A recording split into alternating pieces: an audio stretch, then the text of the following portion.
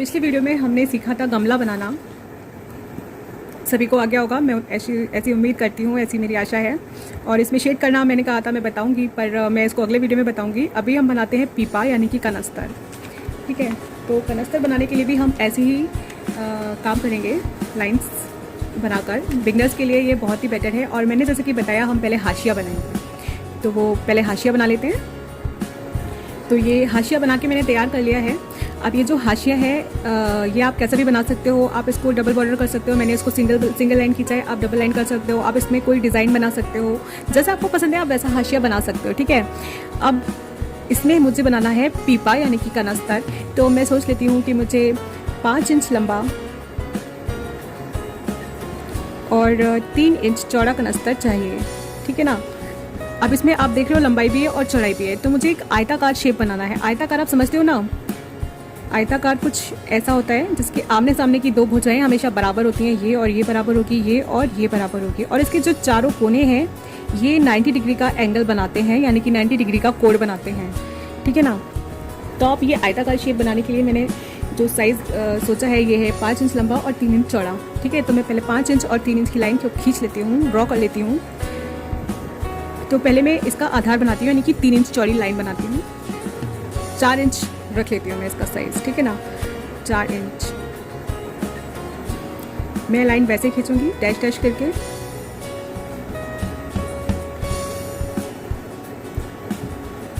चार इंच तक मैंने लाइन ये ड्रॉ करी है।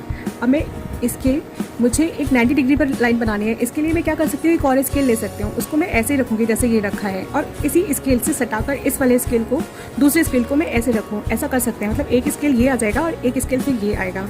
ठीक है ना, हम ऐसा कर सकते हैं। लेकिन मेरे पास इस समय फिलहाल एक ही स्केल है, तो मैं इसी लाइन का यूज़ करूँगी 90 डिग्री का एंगल बनाने के लिए। या फिर मैं चांदे से भी नाप सकती हूँ, पर मुझे इतनी मेहनत करनी नहीं है।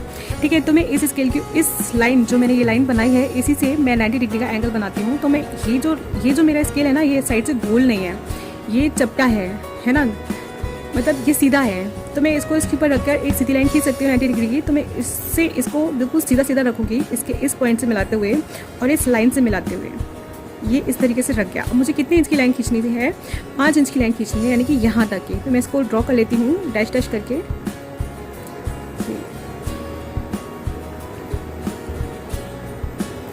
ठीक है ना। अब ऐसे ही बिल्कुल इसी तरीके से मैं इस साइड में 4 इंच की लाइन खींच लूँगी।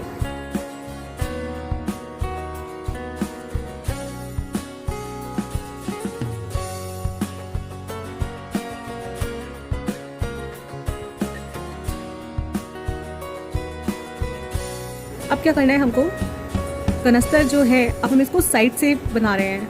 ठीक है, मतलब मैंने सोचा है कि मैं इसको साइड से बनाऊंगी।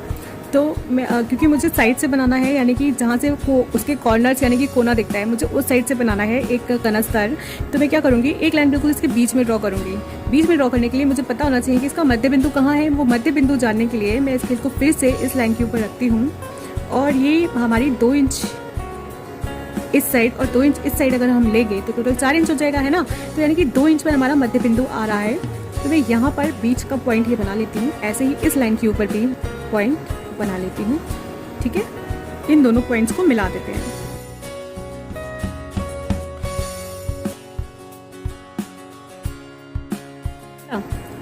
कैसा बनेगा वो कनस्तर, इस तरीके का कुछ होगा।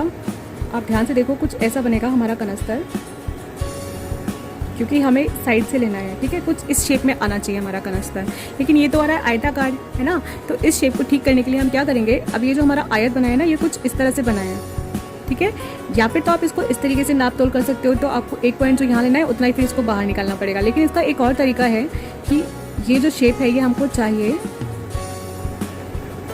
तो हम ऐसा भी सपोज कर सकते हैं कि हमारा जो आयत बना है वो ऐसे बना है। ठीक है ना। तो इसके अंदर हमें कनस्तर, यानी कि इस साइज के अंदर हमको कनस्तर बनाना है। अगर आप इसके बाहर बनाना चाहते हो तो बाहर इस तरीके से बना सकते हो। ठीक है, अंदर बनाना चाहो तो इस तरीके से बना सकते हो। दोनों ही 5 इंच के ही कनस्तर कहलाएंगे। ठीक है, क्योंकि ये लाइन जो होगी वो ये लाइन के बिल्कुल बराबर होगी। और अगर इस तरीके से देखो तो टोटल ये साइज़ 5 इंच का होगा हमारा। ठीक, उसमें गलत कुछ भी नहीं होगा। वैसे बेटर ये वाला है, क्योंकि हमको टोटल 5 इंच का साइज़ चाहिए, है ना। अगर ऐसा किसी ने बता रखा है कि हमको 5 इंच का ही बनाना है तो हम इस तरीके से बनाएंगे। ठीक, तो हमें क्या करना है, हमें ये दूरी पता करनी है कितनी है।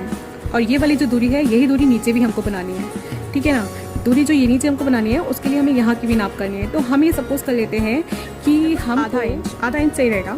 हम आधा इंच की दूरी को मान लेते हैं कि हमें चाहिए, ठीक है ना। तो क्या करेंगे, हम पहले तो हम नीचे नाप लेते हैं आधा इंच, ठीक है ना। आधा इंच यहाँ से ये आ गया और आधा इंच यहाँ से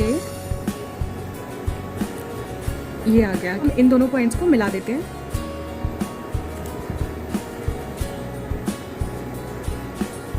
ऐसे ही यहाँ से इन दोनों पॉइंट्स को मिला देते हैं। तो ये नीचे वाली लाइन तो हमको आसानी से मिल गई। अब ऊपर वाली लाइन हमको चाहिए, है ना। तो हमको यहाँ पर आधा आधा इंच नापना है, ठीक है। तो यहाँ पर हम नाप लेते हैं आधा इंच। ये है हमारा आधा इंच और ये आ रहा है हमारा पॉइंट, ठीक है। आधा इंच यहाँ पर नाप लेंगे, ये रहा पॉइंट। लेकिन जब आप इसको ध्यान से देखो तो आधा इंच तो ये वाला पॉइंट मिल जाएगा ना हमको, लेकिन नीचे भी तो हमको चाहिए आधा इंच। तो टोटल आधा इंच ये और आधा इंच ये, टोटल कितना चाहिए हमको, 1 इंच चाहिए। तो यहाँ से लेके कितना दूरी हम नापेंगे, 1 इंच की। तो इसको यहाँ रखती हूँ मैं, या फिर आप इस तरीके से समझो कि पहले हम इन दोनों पॉइंट्स को इस तरह मिला देते हैं।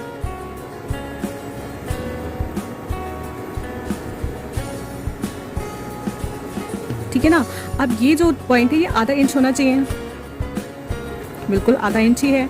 अब आधा इंच ही हमको नीचे भी चाहिए, क्योंकि हमें ये लाइन नीचे भी बनानी है टेढ़ी करके, जैसे हमने नीचे बनाई है ना ऐसे ही। अभी तो ये लाइन ऊपर वाली आ जाएगी, इसको मिला देते हैं।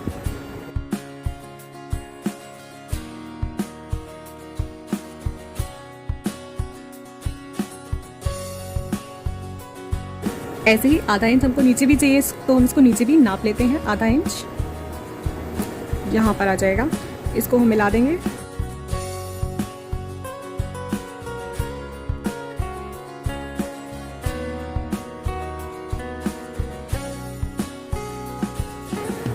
ठीक है ना। अब बाकी की जो लाइन्स है वो हमारे लिए बेकार हैं, हम चाहे तो उनको बना के रख सकते हैं, चाहे तो उनको हटा सकते हैं। लेकिन जो मेन लाइन है उनको हम हाईलाइट करने के लिए डार्क कर देते हैं, तो उनको डार्क कर देते हैं।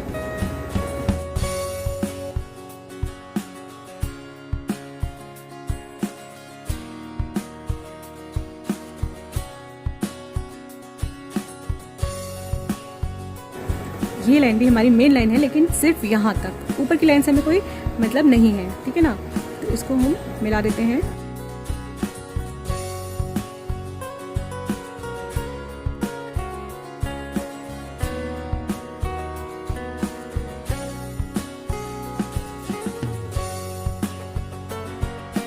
कनस्तर तैयार है। अब कनस्तर में आपने देखा होगा घी वगैरह लौटने के लिए एक होल बना हुआ होता है, तो हम यहाँ पर एक होल बनाएंगे। ये बनाना बहुत मुश्किल नहीं है, आसानी से बन जाएगा। ये हमने बना दिया। अब इसको पकड़ने के लिए एक हैंडल भी होता है ना, तो हम क्या करेंगे, यहाँ पर हल्का सा बिल्कुल बीच में ऐसे इसको होल कर देंगे थोड़ा सा, और फिर यहाँ से इसका हैंडल निकालेंगे इस तरह। आई थिंक ये बनाना भी बहुत टफ नहीं है, ये आसानी से बन जाएगा, ठीक है ना। ये आप थोड़ा बड़ा बना सकते हो, अच्छा लगेगा और बड़ा बनेगा तो। अब इसको अगर हम डबल लाइन कर लेंगे तो ये और भी सुंदर लगेगा, है ना।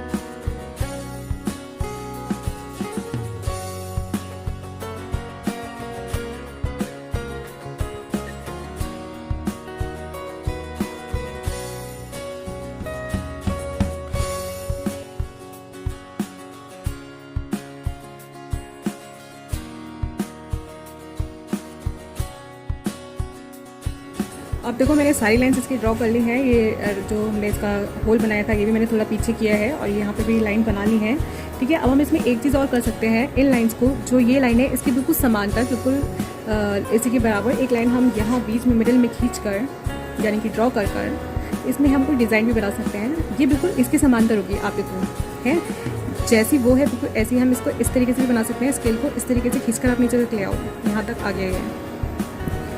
यहाँ पे मैं एक लाइन खींचती, इसको डबल कर देते हैं ये,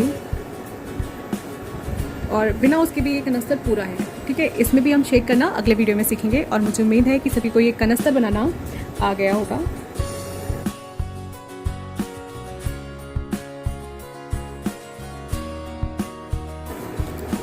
थैंक यू।